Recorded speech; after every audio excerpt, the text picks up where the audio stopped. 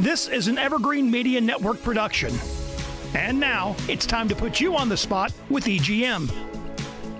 Hi, welcome to On the Spot with EGM. I'm Jesse Krisky, and you know, when Riverside Theater is in the building, it's going to be a great time. Today, we are joined by the guests, or the cast of Morning After Grace. All right, so joining us today, the cast of Morning After Grace, Cynthia Babak, who plays Abigail. Hi, Cynthia. How are you? Good, thank you. All right. Tony Campisi, who plays Angus. Hi. Hi. And Evander Duck, who plays Ollie. Hello. All right. Very good. So, Morning After Grace, the tagline here, it's an interesting one. I like it. It says, baby boomers tackle love, sex, aging, and medical marijuana munchies in this comedy. I'm in. All right. So who can tell us exactly what is Morning After Grace about? We had a hard time with this question yesterday. We had another interview because there's a lot of spoilers and we don't want to give away too much. No, don't want to give away the spoilers. Yeah. But it's a comedy. Yes, and it's set in a retirement community. And my character and the character of Angus have a sort of romantic collision they're not expecting. And oh gosh, somebody else figure it out. Then what happens? Well, it's this play deals with, for all the characters, moments of crisis at this particular time in their lives, loss, grief, loss, how to cope with that, how to move forward, realizing that time is precious at this time. Not to say that, you know, they got one foot in the grave. They don't. Right. But they're looking at their lives in a way they've never looked at them before. And in their own struggles, they come together by happenstance, a set of circumstances none of them saw coming. And they need help, but they end up really helping each other get through their own individual struggles. Abigail helps me in a way that she didn't expect to. I, in some way, help Ollie in a way neither one of us expected. And so it's a very giving play with a lot of humor that can happen in situations like that. All right, very good. So Abigail and Angus meet. They find themselves with questions. There, you guys are kind of in your characters are in the twilight of your lives, and enter Ollie, a neighbor and former baseball player who brings insight into Angus's life. And with comical revelations, this unlikely trio tackle love, loss, and coming to terms with growing old.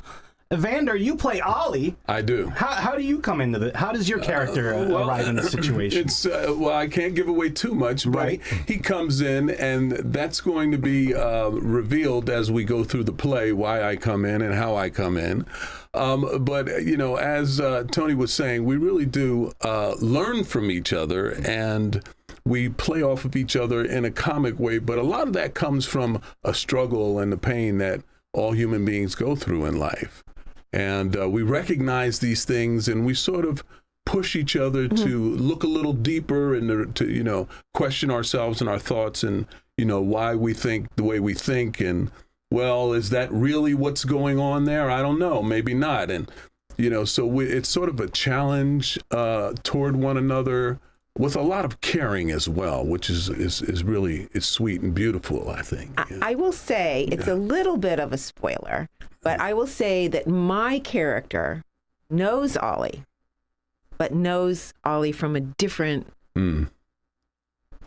part of my life. Okay. Absolutely. So that's another collision that happens, I would say, okay, in the play.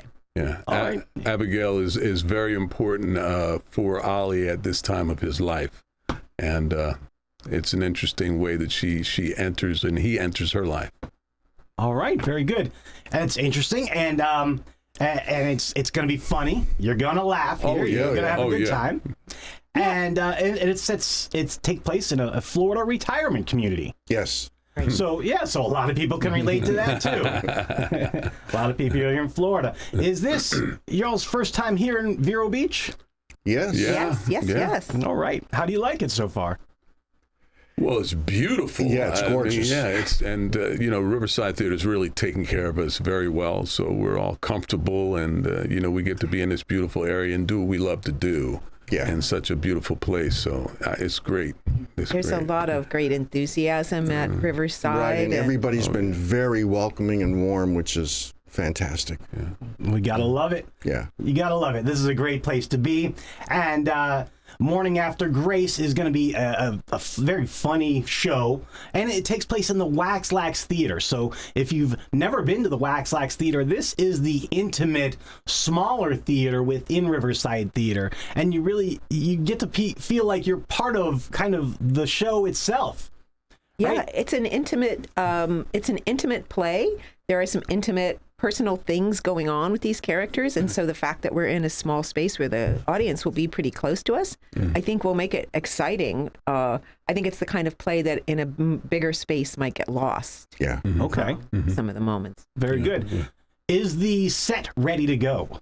Almost. They're close. It's getting there. It's getting there. All right. Yeah. And I'm sure you guys are practicing every day for this. Oh, yeah. All right. Very good. Oh, yeah.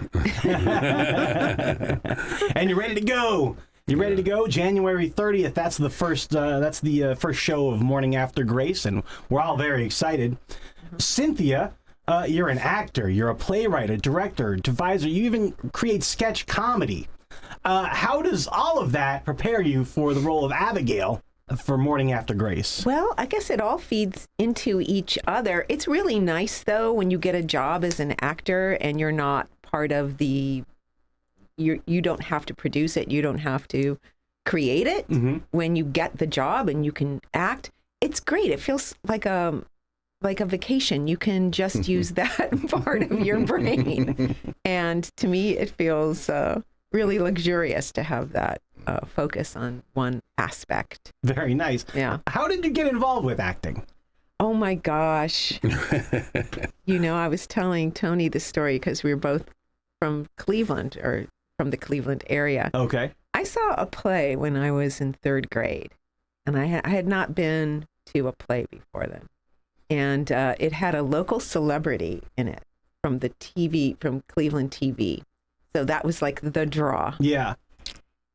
And I saw a young woman play the character of Pinocchio. So that meant that she was a girl playing a doll who was a boy.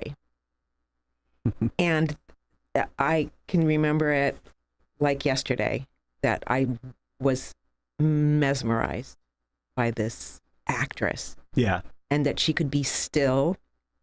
Before he becomes a boy, he's just a doll, and he's just sitting there in a little chair, like really, really, really still.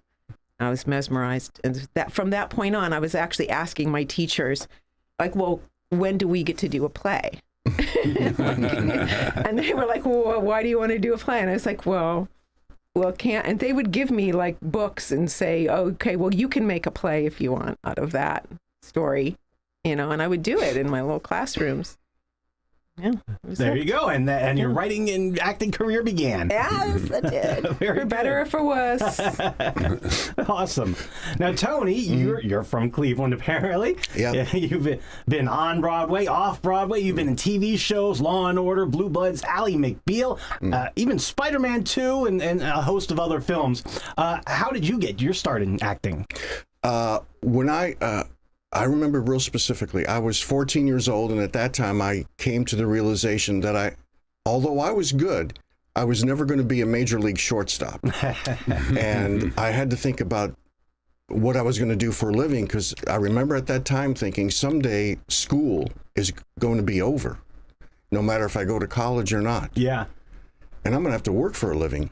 And I grew up in a tough area where men and women had to work long, hard hours for not much money. And I thought, and most of them lived for retirement, didn't like going to work. And I thought, wouldn't it be great to be able to go to work to something you love? And when I was, at that time, when I was 14, I was a freshman in high school, and I got a nice part in the school play, a comedy, and I had the best time of my life. And I thought, now that was a lot of fun. And I think people make a living doing this. at 14, you don't know the other side of that coin. Nobody tells you the struggles you have to go through. Yeah. But it started early for me. I pretty much knew at 14 that's what I wanted to pursue. That's great. That's great. And Evander. Yeah. Yeah. You've been in Macbeth, Henry V, Julius Caesar, all these big plays on stage. You've been on TV, Blue Bloods, Law and Order, SVU, House of Cards. How did you get your start?